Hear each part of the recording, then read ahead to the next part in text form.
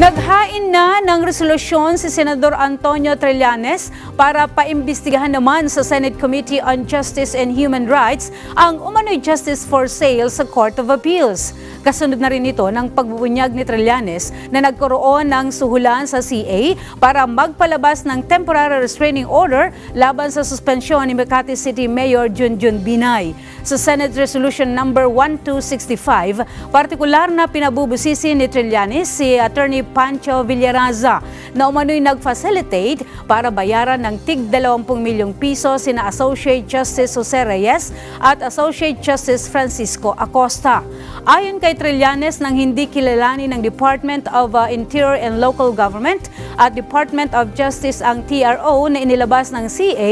nagdagdag pa umano ang kampo ng mga binay ng tig 5 milyong pisong suhol kina Acosta at Reyes para magpalabas ng writ of permanent injunction.